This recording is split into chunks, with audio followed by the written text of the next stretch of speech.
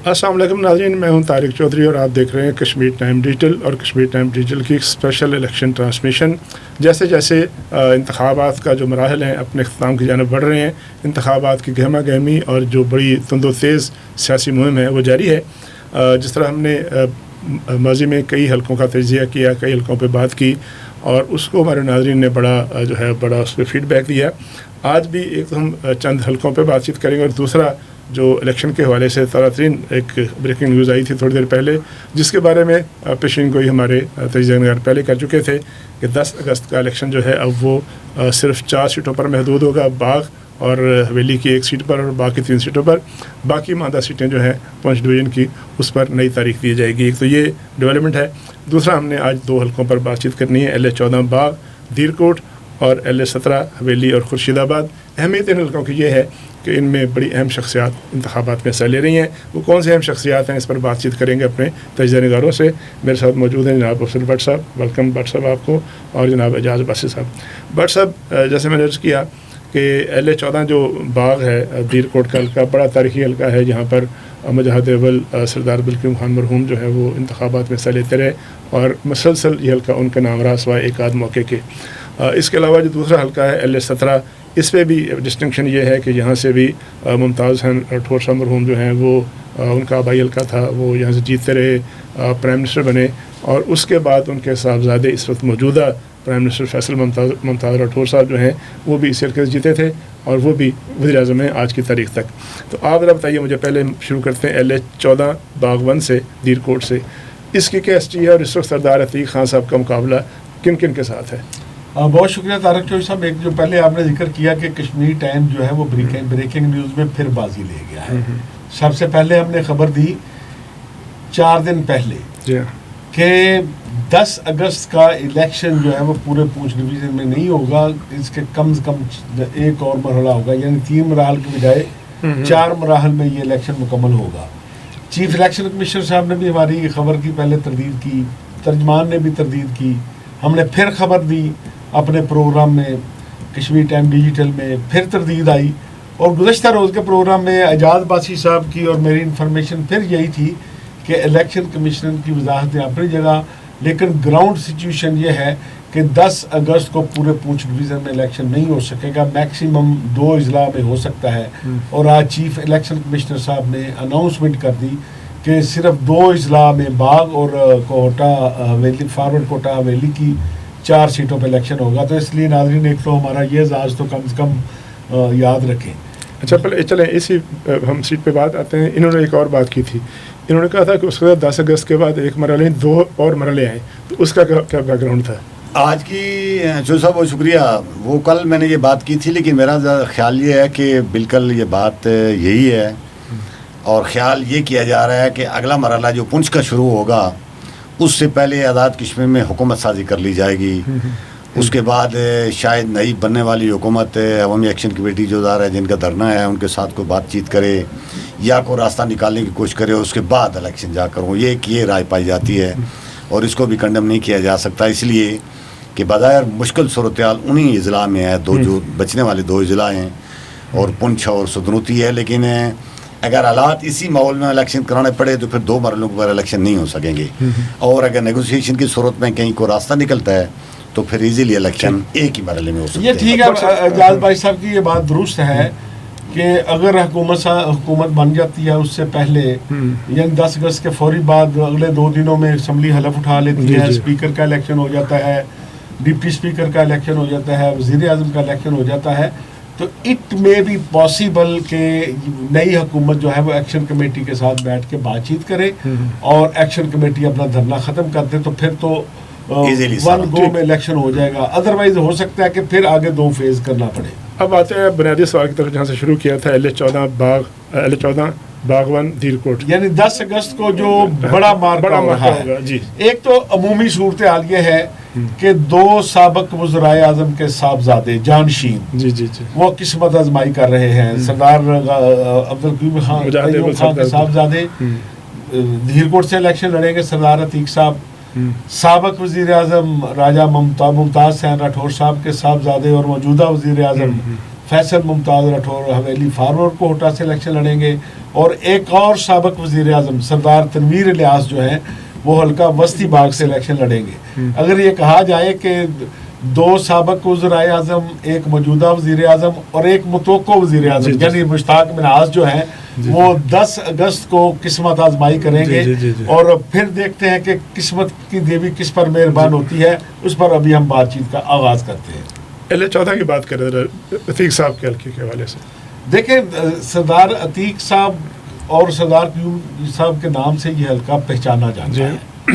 ظاہر ہے ہسٹوریکلی اگر آپ دیکھیں کہ جب پارلیمانی سسٹم 75 میں آیا تو اس سے پہلے جو عبوری سیٹ اپ ہوتا تھا وہ مسلم کانفرنس کی جو مجلس عاملہ ہوتی تھی اسے ہی وہاں کی عبوری حکومت صبر کیا جاتا تھا، اور 47 سے لے کر جو ہے وہ 70s تک تقریباً یہی سسٹم چلتا رہا۔ پھر صدارتی نظام آیا، پھر 70 میں پھر صدارتی نظام کے بعد پارلیمانی نظام آیا۔ تو پارلیمانی نظام کے بعد اب تک جتنے الیکشن ہوئے ہیں اس میں صرف ایک الیکشن لوز کیا ہے آج تک مسلم کانفرنس نے۔ آزاد کشمیر کی اگر تھوڑا سا پولیٹیکل ہسٹری کو دیکھیں تو 2 الیکشن ہوئے جن کا کچھ بائیکاٹ کیا گیا، جو 75 کا 75 کا الیکشن تھا، 75 کا الیکشن بائیکاٹ کیا تھا آل جموں کشمیر مسلم کانفرنس نے 75 کے الیکشن کا بائیکاٹ کیا تھا، اور 85 کا الیکشن کا بائیکاٹ پاکستان پیپلز پارٹی نے کیا تھا۔ اور باقی جتنے بھی الیکشن ہوئے اس میں تمام سیاسی جماعتیں جو ہیں وہ حصہ لیتی رہیں، اور وہ الیکشن بدھیر کوٹ کا الیکشن ایک ہی دفعہ لوز کیا مسلم کانفرنس نے جب مسلم کانفرنس کا بائیکاٹ تھا، اس وقت پیپلز پارٹی وہاں سے کامیاب ہوئی۔ ادروائز سردار قیوم صاحب الیکشن لڑتے رہے، وہ جیتتے رہے، پھر اس کے سردار عتیق صاحب الیکشن لڑتے رہے، وہ جیتتے رہے، اور اب جو الیکشن ہے پہلے یہ ہوا کہ دھیر کوٹ کی نشست جو ہے وہ پاکستان پیپلز پارٹی نے JUI کے حوالے کر دی اور فیصلہ کیا کہ ہمارا کینڈیڈیٹ نہیں ہوگا، لیکن JUI کا کینڈیڈیٹ کو پیپلز پارٹی کے ہمارے کینڈیڈیٹ ہیں، بڑے جوڑ توڑ کے ماسٹر ہیں راجہ مبشر اعجاز صاحب، انہوں نے مینج کر لیا، بجائے اس کے کہ وہ کہتے ہیں کہ میں نے الیکشن لڑنا ہے، ٹکٹ مجھے دیں، انہوں نے ہوم ورک پہلے کیا، JUI کے کینڈیڈیٹ کو مینج کیا، اس نے ریفیوز کیا کہ ٹھیک ہے بھائی میں الیکشن نہیں لڑتا، اور پھر پاکستان پیپلز پارٹی دوبارہ اس سیٹ پہ آ گئی۔ اسی طرح مسلم لیگ نون جو ہے وہ بھی اس سیٹ پہ موجود ہے۔ ہسٹوریکلی یہ ہے کہ موسٹلی عباسی برادری جو ہے یہاں پہ اچھا ووٹ بینک رکھتی ہے، اگر راجپوت کا ووٹ تقسیم ہوتا تھا تو مسلم کانفرنس کو اس کا ایج ملتا تھا۔ اس الیکشن میں بڑی عجیب و غریب صورتحال ہے کہ 2 راجپوت ہیں، پیپلز پارٹی کا کینڈیڈیٹ بھی راجپوت ہے، مسلم لیگ نون کا کینڈیڈیٹ بھی راجپوت ہے، لیکن اس کے ساتھ ساتھ مسلم کانفرنس کے سربراہ سردار عتیق صاحب کے مقابلے میں ایک اور عباسی فیملی کا بڑا کاروباری اور تگڑا کاروباری شخصیت ہے ساجد عباسی صاحب، وہ بھی میدان میں ہیں۔ اب یہ ہے کہ وہ کتنا ووٹ توڑتے ہیں وہ اب دیکھیں گے۔ ہمارے جو تجزیہ نگار ہیں جناب اعجاز عباسی صاحب یہ عباسی بھی ہیں اور اس حلقے کے ووٹر بھی ہیں، اور آزاد کشمیر کی جو انتخابی تاریخ ہے اس کے سمل حافظ بھی ہیں۔ تو آپ بتائیے کہ اب یہ جو اس وقت مقابلہ ہے، مبشر اعجاز صاحب ہیں، ساجد صاحب ہیں اور جناب سردار عتیق خان صاحب ہیں، اب یہ جو ٹرائی اینگل یا سمجھ لیں کہ جو چومکھی لڑائی ہے، اب اس کا نتیجہ 10 اگست کو کیا نکلے گا؟ جو صاحب وہاں پوزیشن یہ ہے کہ وہاں بھی 2 بڑی برادریاں ہیں، عباسی اور راجپوت ہیں، لیکن مجاہد اول کی وجہ سے کبھی برادریزم کا وہاں کوئی تاثر، وہ یہ ان کو کریڈٹ دیا جانا چاہیے مسلم کانفرنس کے گھرانے کو کہ برادریزم کا عنصر انہوں نے کبھی غالب نہیں آنے دیا۔ اور روایتی لحاظ سے جیسے بٹ صاحب نے بتایا کہ وہ حلقہ ہر دور میں مسلم کانفرنس نہیں بلکہ غازی آباد کے گھرانے کا رہا ہے۔ 1975 میں راجہ یاسین خان صاحب جیت گئے تھے اور وہ پیپلز پارٹی کے تھے، اور مسلم کانفرنس اس وقت بائیکاٹ کیا ہوا تھا۔ ان الیکشنوں میں سردار عتیق صاحب کا جو مقابلہ ظاہر ہے ان کی پوزیشن تو ہے ہی ہے، اس میں کوئی دو رائے نہیں ہے۔ ان کا جو مقابلہ ہے، ایک طرف وہ جو ساجد عباسی صاحب کے بارے میں انہوں نے بتایا ہے، وہ کاروباری شخصیتیں ہیں اور انہوں نے پچھلے عرصے میں اپنی ذاتی جیب سے پیسے خرچ کر کے ویلفیئر کے کام کروائے ہیں۔ وہاں جو 10 یونین کونسلیں ہیں ان میں آؤٹ ٹاؤن کمیٹی ہے، اور دونوں برادریوں میں عباسی بیلٹ میں بھی اور راجپوت بیلٹ میں بھی، اور سردار عتیق صاحب کی ووٹ بینک کو اچھا خاصا متاثر کر دیا ہے انہوں نے۔ اور نون لیگ کا جو ٹکٹ ہے وہ 1970 میں بننے والے ایک ایم ایل اے تھے راجہ آزاد خان صاحب، ان کے بیٹا فیصل آزاد صاحب ہیں، ان کے پاس ہے۔ پاکستان میں نون لیگ کی حکومت بن رہی ہے، اگرچہ وہ جیتنے کی پوزیشن میں نہیں ہے، یہ بالکل طے شدہ بات ہے، لیکن ان کے ووٹ بینک ڈیفینیٹلی بڑھے گا، اس لیے کہ اب ظاہر ہے لوگوں کو اس بات کا اندازہ ہو گیا حکومت بڑھ رہی ہے تو دونوں طرف سے ظاہر ہے ووٹ بینک میں اضافہ ہوگا، اور ان کے پاس پولیس اسٹیشن سے ظاہر ہے لوگ کوشش کریں گے کہ اپنی حاضری نون لیگ کے سامنے کم از کم لگوائیں کہ کل چھوٹے موٹے کام کرانے ہوتے ہیں۔ مبشر اجاز صاحب پیپل پارٹی کا ٹکٹ ہے، اگرچہ ان کی وہ اس طرح کی پوزیشن نہیں ہے، لیکن بہت شاندار سیاسی کارکن ہیں، جوڑ توڑ کے ماہر آدمی ہیں۔ اور ایک اور امیدوار تھے وہاں جو آئی پی پی کے تھے، تحریک استحکام پارٹی کے، جو فہیم فاروق تھے، وہ ودرا ہو گئے ہیں نون لیگ کے امیدوار کی حمایت میں۔ اب پوزیشن 4 امیدوار ہیں اس وقت، لیکن مقابلہ ساجد عباسی اور سردار عتیق صاحب کے درمیان ہے۔ ماضی میں جس طرح ہم یہ تصور کیا کرتے تھے کہ سردار عتیق صاحب یا ان کی مسلم کانفرنس کی پوزیشن بالکل یک طرفہ ایک واضح نظر آتی، اس بار کچھ مسائل ضرور ہیں، لیکن ہم یہ نہیں کہہ سکتے کہ فیصلہ کیا ہوگا، نتیجہ کیا ہوگا، لیکن متاثر کافی حد تک دونوں علاقوں میں کر دیا ہے۔ ایک منٹ بھائی صاحب، یہ کہ میجر لطیف خلیق صاحب یہاں الیکشن لڑتے رہے، وہ اسی ساجد عباسی کی سپورٹ کر رہے ہیں، وہ 52 سال کی عمر میں، ان کی صحت ٹھیک نہیں ہے، وہ سپورٹ کر رہے ہیں ساجد عباسی کی، اور وہ ایک آپ یہ سمجھیں کہ وہ سارا ایک اینٹی سردار عتیق صاحب جو ووٹ ہے وہ زیادہ تر ساجد عباسی کے ساتھ۔ اسی طرح سردار معروف عباسی صاحب ہوتے تھے، ان کا ایکٹیویزم ان کے گھرانے کی ادار ہے، وہ نہیں رہا، بڑے علمی ادبی LA-17 کی طرف LA-17 بٹ صاحب۔ جی میں LA-17 کی بات کروں، میں آپ سے سوال پوچھوں گا کہ LA-17 جو ہے نا، دیکھیں شروع کرتے ہیں بٹ صاحب سے کہ موجودہ پرائم منسٹر ہیں، ان کے والد صاحب پرائم منسٹر ہیں، ان کے بھائی وہاں سے ایم ایل اے رہے ہیں، ان کی والدہ صاحب اب ایم ایل اے رہی ہیں، لیکن اس دفعہ جو ہے فیصل صاحب کو ایک تو جو انکمپنسی ہوتی ہے موجودہ حکومت کی کے ساتھ لوگوں کے لیے شکوے ہوتے ہیں، دوسرا ان کی پارٹی کے بڑے اہم جو ان کے الائی تھے خواجہ صاحب، وہ ان سے طارق سعید صاحب وہ الگ ہو گئے اور وہ الگ ہو کے آزاد الیکشن لڑ رہے ہیں۔ اس چیز کا کیا افیکٹ ہوگا فیصل صاحب کی الیکشن مہم پہ؟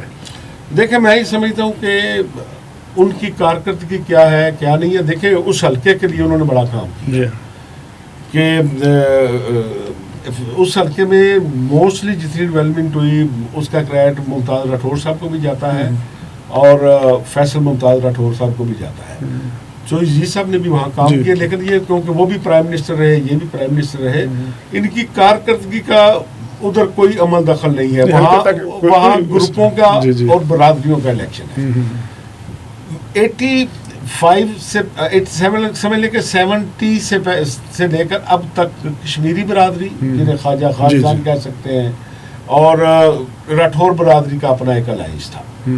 اس کے مقابلے میں گجر برادری تھی، گجر برادری کی اکثریت وہاں بہت زیادہ ہے، لیکن وہاں کیونکہ راٹھور جو ہے وہ تگڑے ہیں اور بعض پولنگ اسٹیشنوں پہ وہ چھوٹا موٹا ووٹ پول بھی نہیں ہونے دیتے، تو اس لیے ماضی کے سے لے کر آج تک جو ہے اس اتحاد کی وجہ سے آلموسٹ 80% الیکشن جو ہے وہ اس اتحاد نے جیتے ہیں۔ میرا 2 یا 3 الیکشن میرا خیال لوز کیے 2-3 ممتاز راٹھور صاحب کی زندگی میں ایک دفعہ لوز ہوا جب انہوں نے اپنی بیگم کو اپنی جیتی ہوئی سیٹ پہ کھڑا کیا تو وہ لوز کر کے تھی بیگم فرت راٹھور صاحب۔ راٹھور صاحب براہ راست الیکشن کبھی نہیں آ رہے، الیکشن وہ کبھی نہیں آ رہے، لیکن اس الیکشن کے اندر جو چیز فیصل ممتاز راٹھور کو ڈسٹرب کر رہی ہے کہ وہ الائنس ٹوٹ گیا ہے، کہ 3 الیکشن پہلے ایک معاہدہ ہوا تھا، اسے کشمیری برادری کہہ لیں ان کے ساتھ اور راٹھور فیملی کے درمیان، کہ ایک الیکشن وہ لڑیں گے خواجہ طارق سعید اور ایک الیکشن لڑیں گے فیصل ممتاز راٹھور۔ 2 الیکشن میں تو یہ فارمولہ آزمایا گیا، تیسرے الیکشن میں اس فارمولہ پر عمل نہیں ہوا۔ میں یہ سمجھتا ہوں کہ یہ دونوں برادریوں کے اتحاد کے لیے میں آپ کو ایک مثال دیتا ہوں کہ خواجہ طارق سعید کے والد صاحب خواجہ سعید صاحب چیف جسٹس بھی رہے ہیں، چیف الیکشن کمشنر بھی رہے ہیں۔ خواجہ طارق سعید نے 2 الیکشن پہلے جب ٹرائی کی الیکشن لڑنے کی تو مجھے بلایا خواجہ سعید صاحب نے ایز چیف الیکشن کمشنر اپنے دفتر میں۔ انہوں نے کہا بٹ صاحب مجھے بڑا ذاتی کام ہے، میری بات سنیں۔ میں گیا، انہوں نے کہا کہ دیکھیں آپ بھی راٹھور صاحب کے دوست تھے، میں بھی راٹھور صاحب کا دوست تھا، تو اب طارق سعید جو ہے نا وہ ضد کر رہا ہے، میں نہیں چاہتا کہ میری زندگی میں میری اولاد جو ہے وہ راٹھور صاحب کے بیٹے کے مقابلے میں الیکشن لڑے، تو آپ میری مدد کریں اور طارق شہید کو میرے ساتھ مل کر سمجھائیں. ہم نے کوشش بھی کی اور اس کے بعد پھر یہ ایگریمنٹ ہو بھی گیا تھا. اب پتہ نہیں فیصل ممتاز راٹھور کیوں مینیج نہیں کر سکے. اس کے مقابلے میں اگر آپ دیکھیں تو چودھری عزیز اللہ تعالیٰ انہیں جنت میں جگہ دے, انہوں نے بڑی اسٹرانگ فوٹنگ پہ الیکشن لڑے اور دونوں جماعتیں انہیں اپنا ٹکٹ ایک دفعہ دینا چاہتی تھی اور وہ کہتے تھے مجھے ٹکٹ کی ضرورت نہیں ہے. جب انہوں نے دونوں جماعتوں کا ٹکٹ واپس کیا تو پھر وہ فیصل ممتاز راٹھور سے انوالو کرتے ہیں. بھائی صاحب جو کہ ذکر ہوا چودھری عزیز مرحوم کا, وہ بھی بڑے مضبوط کینڈیڈیٹ تھے اور گزشتہ الیکشن میں تو خود بھی وہ حیات تھے اور انہوں نے الیکشن لڑا. اب ان کے صاحبزادے جو ہیں وہ الیکشن لڑ رہے ہیں. آج ان کا جو جلسہ تھا اس کی بڑی فوٹیج جو ہے پورے پاکستان میں وائرل ہو رہی ہے. اس کی دو وجوہات ہیں. ایک تو ہے کہ ایل او سی کے بالکل اوپر انہوں نے جو وہاں نعرے لگائے کہ ہم پاکستان ہیں, ہم پاکستانی ہیں, اور وہ ایک میسج گیا وہ جو ایکشن کمیٹی اس کی طرف. تو ان کی جو کمپین ہے محسن صاحب کی, اور پھر ان کی جماعت کی سپورٹ ان کے ساتھ ہے, حکومت بنتی نظر آ رہی ہے. ان کے پاس کیا کیا ایڈوانٹیجز ہیں؟ چودھری صاحب ایک تو ایڈوانٹیج یہ ہے کہ ان کی برادری کا ووٹ ہے وہ 30-32 ہزار ہے. یہ سب سے زیادہ ووٹ بینک ہے فاروق کوٹہ میں, جس طرح انہوں نے بتایا بٹ صاحب نے. اور دوسری بات یہ ہے کہ چودھری عزیز صاحب نے اپنی زندگی میں نہ صرف فاروق کوٹہ کو ضلع بنوایا بلکہ بہت سارے لوگوں کی رائے یہ ہے کہ ان کی برادری اس سے پہلے ایک ڈومینیشن کا شکار تھی, دبی ہوئی تھی, مغلوب تھی, تو انہوں نے اٹھا کر وہ اس کو اوپر لے آئے ہیں اور وہ ایک احسان مندی ہے. پھر ڈیولپمنٹ کے لحاظ سے بھی انہوں نے فاروق کوٹہ میں ایک اچھے خاصے کام کروائے ہیں اور وہ ایک لیگیسی لے کر چل رہے ہیں جو محسن عزیز. میں سمجھتا ہوں اب محسن عزیز کو تھوڑا سا خطرہ کیا ہے کہ انہی کی برادری کے عامر نذیر صاحب ایک ہیں جنہوں نے پچھلی بار 13,000 ووٹ لیا تھا اور اسی باعث چودھری عزیز صاحب ہار گئے تھے الیکشن. اس بار پھر وہ الیکشن لڑتے ہیں. اگرچہ یہ اس بات کا کوئی امکان نہیں ہے کہ ان کو 13,000 ووٹ ملے گا, لیکن خطرہ یہ محسوس ہو رہا ہے چودھری عزیز صاحب کے بیٹے کو اور ان کے حامیوں کو کہ اگر عامر عزیز صاحب زیادہ ووٹ لینے میں کامیاب ہو گئے تو کہیں ان کو نقصان نہ ہو جائے. دوسری طرف فیصل صاحب کو جو جن مسائل کا سامنا ہے وہ تو انہوں نے آپ کو بتا دیا ہے بٹ صاحب نے کہ طارق سعید صاحب اور ان کے درمیان کو معاہدہ ہوا تھا, اور میں سمجھتا ہوں کہ اس معاہدے کی طارق سعید صاحب تو بار بار ذکر کر رہے ہیں کہ اس معاہدے کی پاسداری نہیں ہوئی, اس لیے ہماری درمیان دوریاں ہوئی ہیں. اگر اس چیز کو مینیج کرنے میں کامیاب ہو جاتے تو فیصل صاحب کے لیے بہت ہی آسانی پیدا ہو جاتی. لیکن اب یہ بات حقائق ہیں کہ زمینی گراؤنڈ اگر دیکھا جائے تو فیصل صاحب کے لیے کافی مشکلات ہیں وہاں پر. بہت شکریہ اور آسانی پیدا ہو رہی ہے محسن عزیز کے لیے. اچھا, اس میں پھر عباس صاحب دو چیزیں ہو گئی نا کہ دو گجر الیکشن میں آ گئے ہیں. جی دو گزر ہیں الیکشن. اگر فیصل ممتاز راٹھور اور کشمیریوں کا لائنس ٹوٹا ہے اور وہ دو امیدوار ہیں تو ادھر بھی خطرہ محسوس ہو رہا ہے. اب کون کتنا ڈیمیج کرتا ہے. اگر عامر عزیز زیادہ ڈیمیج کر گیا محسن عزیز کو تو پھر فائدہ ہو جائے گا یا طارق سعید صاحب کو یا فیصل راٹھور. یہ فیصلہ تو 10 اگست کو ہوگا. 1,70,000 ووٹ ہے, آپ پریڈکشن نہیں کر سکتے, بہت زیادہ تعداد میں ووٹ. بہت شکریہ جاذبہ صاحب آپ کی جو انسائٹ انفارمیشن اور آپ کا ان ڈیپتھ انالیسس کا. افضل بٹ صاحب آپ کا شکریہ کہ آپ نے تاریخ بھی بتائی اور یہ بھی بتایا کہ ان حلقوں سے کون کون سی شخصیات جو ہیں وہ ماضی میں برسکدار رہی ہیں اور آئندہ ان کی جو لیگیسی ہے, پولیٹیکل لیگیسی ہے, وہ بھی میدان میں موجود ہے. آج ہم نے ڈسکس کیا LA 14 باغ دیرکوٹ اور LA 17 حویلی, جہاں بڑی اہم شخصیات الیکشن میں حصہ لے رہی ہیں. 2 روز باقی ہیں الیکشن میں. کل بھی انشاءاللہ آپ کے پاس لے کے آئیں گے اپنے ماہرین کے تجزیے اور تبصرے. اس وقت تک کے لیے اجازت دیجیے. اللہ حافظ.